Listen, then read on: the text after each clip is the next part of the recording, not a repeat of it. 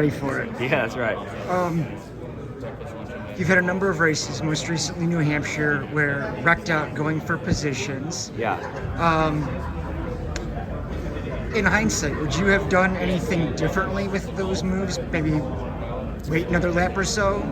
Yeah, for sure. I think anytime you can see it play out and know what's going to happen, it makes it easier to analyze and figure out what you'd have done differently. And there's definitely been, several opportunities this year for us to put ourselves in position. So yeah, there's things that I definitely do differently. But at the same time, also, we were calculating. I think I want to say anywhere between 60 to 100 points potentially lost with those wrecks. Yeah. So would you be more conscious about points racing rather than going for wins, or are you not going to change your approach? No, yeah, I don't think you change the approach. I think, a lot can still happen as far as that goes. You got a guy that, wins in any of these next 7 weeks or 8 weeks, and that changes how far out of the points you are. So I think it's still the same approach. Have you talked to Blaney yet? I talked to Blaney after the race at New Hampshire. I hadn't spoken to him since then, but just went over there and talked to him about it, while it's still fresh. And, so it's always a challenge because you have, a lot of emotions in that. And but I feel like I was able to communicate what I wanted to communicate. And, yeah. Is Promotional a track? I don't like points racing generally anyway, but I think that we're mainly on the same boat that we all agree that what it's going to take is it's going to be more than a stage point or two here or there. Is it any consolation that kind of almost to the point of the season where you won all your races last year? Yeah, we certainly wanted to win them earlier this year. That was our big goal was how do we fire off this season more competitive, and we did that. I mean, we were significantly more competitive to fire off this year than last, and we came close a lot of times here. So we accomplished part of that goal, but the second half of that was win races early, so that we're not heading into the summer stretch with the stresses of our situation. So it does certainly help knowing that this is where we were, but and we got some really good racetracks coming up for us. So yeah, we're optimistic about it and feel good. And our race cars have been fast each and every week. We've certainly had some rotten luck over the last month and a half or so, and that's not all of it. We just need to be better in some areas, but a little bit of good fortune certainly could have put us in a much better spot right now too. Some people say you create your own luck, but I think for you, I think you would say that there's no way you created the luck that you had. Yeah, there's you know what, there's not 100% truth to that quote. Yes, you can control your own destiny on a lot of things and say that that's how you create your luck, but at the end of the day, some things just reach out and bite you when you look back at it, and it looks like a freak deal, and nobody can give you answers as to the rhyme or reason to it. That just feels like bad luck. The Fords have been super fast the past few weeks. Does that give you any confidence during this push to get a win, to build the buffer? I'm just happy that over the course of 3 months we went from what's happened before and where y'all at to we're fast. That's and we talked a lot about it at the beginning of the season, and honestly, we didn't feel like we were way off. We weren't where we wanted to be and hadn't gotten a win yet, but we weren't way out. We just didn't have the results to go with it, and some of that comes back to a little bit of luck on the way, just some little things that we needed to tidy up. So I never felt like we were way behind, like I feel like kind of came out through the general consensus, but it's certainly fun to have the speed that we've had at RFK and Ford camp, but I'm going to be a little more selfish and say the RFK camp. It's fun to have the speed that we've had at different racetracks all over the country.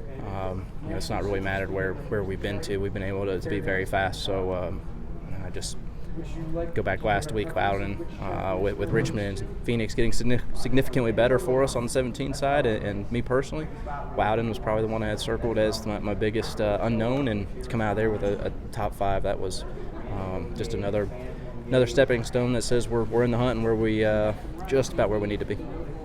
Everybody is really on board, and it's just for me trying to stay focused, execute, and worry about what I can control, and that's doing a good job for our race team. Do I feel like I need to go out and prove myself? A little bit, but it's not going 110%. It's going my 100%, 95 to 100. You know, not doing dumb stuff. When I go 110%, I go overboard and I get myself in trouble. So on the racetrack stuff, so making mistakes, spinning out. So I just need to keep on focusing, having clean, solid races, and executing it out for our team. Do you feel like you're in the right place in the Cup Series next year? I hope so. You I feel- certainly do. You're confident? You never know unless you sign something, and I haven't signed anything yet. But I think with the hard work that we put in, we've had some good results this year. I feel like I can compete on the level on Sundays. So I don't know what the future holds. I hope so, but you never know until you actually get in the car next year at the Clash or Daytona. Joey Logano has talked about second chances. How do you feel about making the most of second chances, and even now you're going to get a third? So it's almost like the racing gods are smiling on you, giving you those opportunities. Well, I'm a big believer in it, and you know, sometimes, and I would think Joey would agree with this, is sometimes you just don't fit in with certain places, and to be able to have a second chance and prove your worth and prove what kind of driver you are. He's a two-time champ, right? And I don't know if people are saying that right when he started, right? But he kept believing in himself. I try to keep believing in myself. I know that people close to me believe in me, and it's just trying to make the world believe in me. You finished in the top 5 at Iowa, a top 10 run at New Hampshire.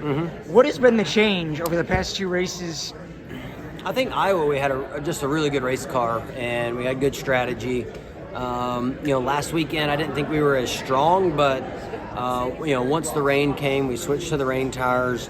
Our car seemed to pick up speed and handling, and I felt really good about that. So, I think it kind of played into our hands last week. Kind of the normal race, the slick tires, I don't think we were as good. So I think it just kind of worked out for us. We took advantage of it, which is important. I think in this sport we're all so close, and anytime you can take advantage of a good thing, you got to. So that allowed us to have 2 top 10s in a row, and I think Nashville's a place where we hit our setup right. We can continue that trend, and we need that right now. It's been kind of an up and down season. When we have a good car, we make mistakes and don't get those finishes. So hopefully we can put it all together this weekend and continue that run of top 10s. And then you go to the Chicago Street Course, which is year 2.